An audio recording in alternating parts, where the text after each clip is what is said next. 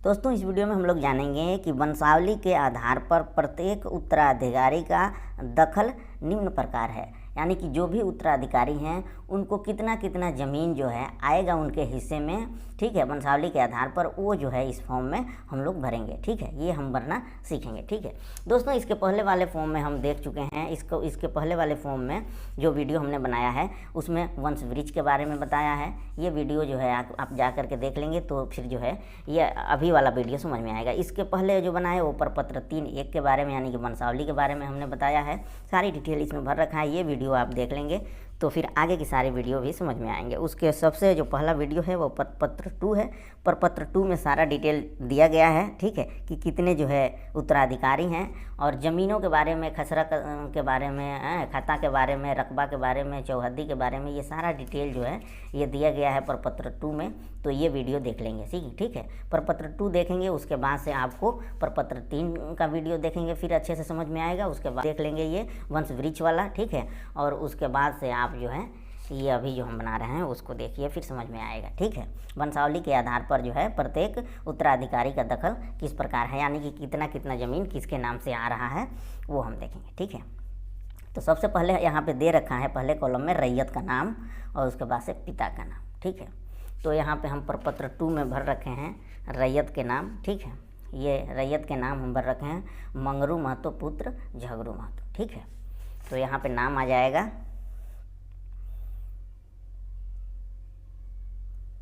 मंगरू महतो।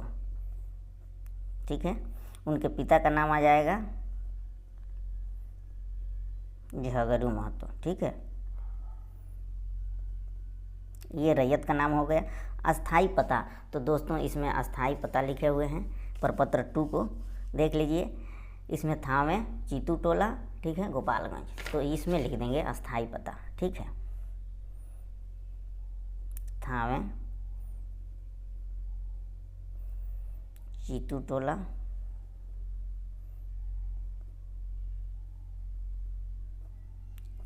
गोपालगंज। ठीक है, ये अस्थाई पता हो गया, क्योंकि ये सारे लोग एक ही फैमिली से हैं। ठीक है, ये दादा का नाम है, बाकी इनके बाप का नाम है। ठीक है, तो ये जो है सबका पता जो है सेम है। ठीक है, पता में सारे लोगों का पता एक ही रहेगा, थावे चीतू टोला और गोपालगंज। ठीक है, तो ये हो गए आपके रैयत का नाम। ठीक है, उसके बाद से आगे हम लिखेंगे कि रैयत के नाम के बाद से इसमें फॉर्म में भर रखे हैं, ये रैयत का नाम हो गया। उसके बाद से ये जो है उत्तराधिकारी के नाम है। ठीक है, तो रैयत के नाम के बाद हम क्या लिखेंगे, उत्तराधिकारी के नाम। तो पहले उत्तराधिकारी हैं मोहन महतो। ठीक है, मोहन महतो। ठीक है, और इनके पिता हैं ये मंगरू महतो। ठीक है, मंगरू महतो, पहले ये लिख लेते हैं, फिर आगे की ये चीज़ें लिखेंगे। ठीक है, तो ये हो गए मोहन महतो, इनके पिता मंगरू महतो। मंगरू महतो ही रैयत के जो हैं रैयत हैं, जो स्वामी हैं भू के। ठीक है, और ये इनके क्या हैं, हिस्सेदार हैं, इनके औलाद हैं। ठीक है, तो मंगरू महतो के पहले औलाद हो गए मोहन महतो, उसके बाद से दूसरे पुत्र हो गए सोहन महतो, यहाँ पे फिर मंगरू महतो आ जाएगा। फिर यहाँ पे तीसरे हो जाएंगे इनके उत्तराधिकारी सोहन महतो, इनका भी पिता वही होंगे मंगरू महतो। और चौथे नंबर पे जो उत्तराधिकारी होंगे यह होंगी इनकी पुत्री सोनी महतो। दोस्तों ये सारा डिटेल प्रपत्र 2 और प्रपत्र 3.1 के तहत ही आपको मिलेगा। तो सबसे पहले प्रपत्र 2 भरिए, प्रपत्र 3 भरिए, उसके बाद से वंश वृक्ष बनाइए ऐसे, उसके बाद से जो है ये आपके बाद ये फॉर्म भरना है। ठीक है, तो ये तीनों वीडियो पड़ा हुआ है हमारे चैनल पे, पहले देख लीजिए, फिर ये आपको अच्छे से समझ में आएगा। फिर जो है ये सोनी महतो हो गई। अस्थाई पता तीनों लोगों का सेम हो जाएगा सारे। ठीक है, एक ही जगह के निवासी है, एक ही वंशज हैं। अब ये कॉलम आ जाता है, कह रहा है कि स्वामित्व अथवा धारित भूमि का ब्यौरा, जो ये ज़मीन है। ठीक है, ये जो रैयत के ज़मीन है, इनके जो है ये जो मालिक होंगे आगे, इन ज़मीनों के क्या है ब्यौरा क्या है। ठीक है, पहला में कॉलम में पूछ रहा है खाता संख्या क्या है, खेतरा संख्या क्या है, रकबा क्या है एकड़ और डिसमिल में, उनके चारों चौहद्दियों का लंबाई क्या है और जमाबंदी संख्या क्या है। ठीक है, तो ये चीज़ें हम क्या करेंगे, लिख लेंगे। तो ये चीज़ें सारी प्रपत्र 2 में हमने भर रखा है। ठीक है, यहाँ पे देखेंगे तो ये है खाता संख्या 108, खेसरा संख्या ये जो है 1150, 1165, 1520 और ये जो है 1545, ये है खेसरा संख्या। रकबा दे रखा है 3 एकड़ और 30 डिसमिल। ठीक है, उसके बाद से चौहद्दी दे रखा है 1520 फीट। ठीक है, उसके बाद से ज़मीन की किस्म दे रखा है ऊसर और ये जो दे रखा है लगान, उसके बाद से जमाबंदी संख्या। तो ये प्रपत्र 2 से सारा डिटेल लेंगे। ठीक है, इसलिए प्रपत्र 2 कैसे भरा जाता है ये वीडियो आप जा करके हमारे चैनल पे देख लेंगे, डिस्क्रिप्शन में भी इसका लिंक हम डाल देंगे। ठीक है, तो ये खाता संख्या है, तो खाता संख्या यहाँ पे दे रखा है 108। ठीक है, तो खाता संख्या यहाँ पे लिख लेंगे 108। फिर पूछ रहा है कि खेसरा। ठीक है, खेसरा पूछ रहा है, तो खेसरा में यहाँ पे दे रखा है 1150, 1165, 1520 और 1545। ठीक है, तो यहाँ पे लिख लेंगे 1150, 1165, 1520 और 1545। ये खेसरा हो गया, 4 खेसरा है। ठीक है दोस्तों, अब हम देखते हैं रकबा एकड़ में और डिसमिल में। यानी कि जो रैयत है उसका रकबा है 3 एकड़ 30 डिसमिल और जो हिस्सेदार हैं वह 3 लोग हैं। तो 3 एकड़ और 30 डिसमिल को जब 3 भागों में बांटेंगे तो 1 एकड़ 10 डिसमिल आएगा। ठीक है, यानी कि मोहन महतो का जो हिस्सा बनेगा 1 एकड़ 10 डिसमिल, सोहन महतो का जो हिस्सा बनेगा वो भी 1 एकड़ 10 डिसमिल और रोहन महतो का जो हिस्सा बनेगा वो भी 1 एकड़ 10 डिसमिल। और सोनी महतो का हिस्सा जो है वो कैंसिल हो जाएगा, क्योंकि इन्होंने बयान दे दिया है कि हमको हिस्सा जो है वो नहीं चाहिए, मेरा जो हिस्सा बन रहा है वो हमारे भाइयों में बांट दिया जाए। ठीक है, तो ये तो जो है रकबा बन गया तीनों लोगों का। ठीक है, और इसके बाद से अगला जो कॉलम है वह है चौहद्दी, यानी कि चौहद्दी कितना बन रहा है। ठीक है, तो टोटल रकबे का चौहद्दी है 1520 फीट। ठीक है, तो इसको जब 3 भागों में बांटेंगे तो ये हो जाएगा आपका 506.66।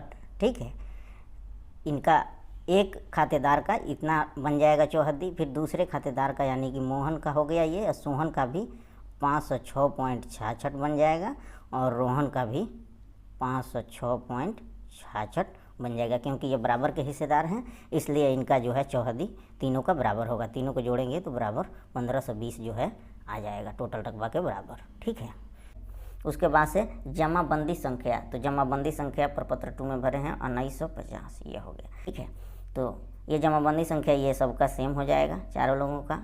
ठीक है, इस प्रकार हम ये सारा डिटेल भर देंगे प्रपत्र 2 के आधार पे और वंशावली फॉर्म के आधार पे। उसके बाद से ये नीचे लिख रखा है कि मैं अथवा हम लोग, तो यहाँ पे एक लोग अगर रहेंगे उत्तराधिकारी हिस्सेदार तो मैं लिखेंगे, और यदि एक से ज़्यादा हैं तो हम लोग लिखेंगे। तो यहाँ पे 3 लोग हैं तो इसको काट देंगे। तो ये हो जाएगा कि हम लोग का उल्लेखित भूमि पर शांतिपूर्ण दखल कब्जा है। ये लोग कह रहे हैं कि भाई हम लोग जो हैं इस ज़मीन पे शांतिपूर्ण तरीके से अपना दखल कब्जा बनाए हुए हैं तथा भूमि स्वतंत्रवाद से मुक्त है। यानी कि जो ज़मीन है वह किसी प्रकार के झगड़ा लफड़ा से जो है क्या है, मुक्त है। यानी कि इस ज़मीन पे कोई लफड़ा, कोई झगड़ा, कोई मुकदमा नहीं है। ठीक है, अतः प्रपत्र में अंकित वंशावली के आधार पर तथा प्रश्नगत भूमि में उत्तराधिकार अथवा बंटवारा के आधार पर मेरे, यहाँ कट जाएगा, एक आदमी नहीं है, यहाँ हम लोग हैं तो हम लोग हो जाएगा। यानी कि हम लोगों के नाम पर सर्वेक्षण प्रक्रिया से तैयार होने वाले अधिकार, अभिलेख तथा खाता खोलकर संबंधित खेसरों को प्रविष्ट करने की कृपा की जाए। ठीक है, उसके बाद से यहाँ लिख रखा है कि अनुलग्नक पहला है मृत्यु जमाबंदी रैयत मृत्यु की तिथि वर्ष। ठीक है, तो ये जो भी रैयत हैं उनकी मृत्यु तिथि आप यानी कि डेथ सर्टिफिकेट लगा देंगे, मृत्यु प्रमाण पत्र। ठीक है, तो हो जाएगा। दूसरा है जमाबंदी संख्या की विवरण, यानी कि मालगुजारी रसीद संख्या और वर्ष। कोई रसीद यदि ज़मीन का हो, मालगुजारी जमा किए हो उसका, तो आप लगान जमा किए हो उसका, तो रसीद दे देंगे। ठीक है, इसके साथ लगा देंगे। तीसरा है खतियान की नकल यदि उपलब्ध हो तो, यदि खतियान की नकल आपके पास है तो इस फाइल के साथ जो है लगा देंगे। ठीक है, दावाकृत भूमि से संबंधित ये ऐसा कागज़ है जिससे ये पता चलता है कि ये ज़मीन आपकी है, तो वो कागज़ उसमें लगा देंगे। ठीक है। अगर सक्षम न्यायालय का आदेश हो तो आदेश की सच्ची प्रति। ठीक है। यदि कोई कोर्ट का आदेश है इस ज़मीन के बारे में तो उसका फ़ोटोकॉपी लगा देंगे। आवेदनकर्ता या हित अर्जन करने वाले का मृतक का वारिस होने के संबंध में प्रमाण पत्र, यानी कि जो भी रैयत हैं, मालिक हैं, आप उनके हैं संबंध में क्या है, पुत्र हैं, कोई यदि ऐसा कागज़ है, ठीक है, तो आप लगा सकते हैं। ठीक है, जिससे पता चले कि आप उनके क्या हैं, वंशज हैं। ठीक है। 7वां है आवेदनकर्ताओं के आधार पर कार्ड की प्रति छाया। ठीक है। और 8वां है आवेदनकर्ताओं के आधार के वोटर कार्ड की प्रति छाया। ठीक है। यहाँ पे 7वें नंबर पे अपना आधार कार्ड जो है की फ़ोटोकॉपी लगा देंगे, उसके बाद वोटर कार्ड की फ़ोटोकॉपी लगा देंगे 8वें नंबर पे। ठीक है। उसके बाद से यहाँ पे याचिकाकर्ताओं का हस्ताक्षर, तो यहाँ पे ये जो भी याचिकाकर्ता हैं जैसे मोहन महतो, ये दस्तखत कर देंगे। यहाँ पे सोहन महतो,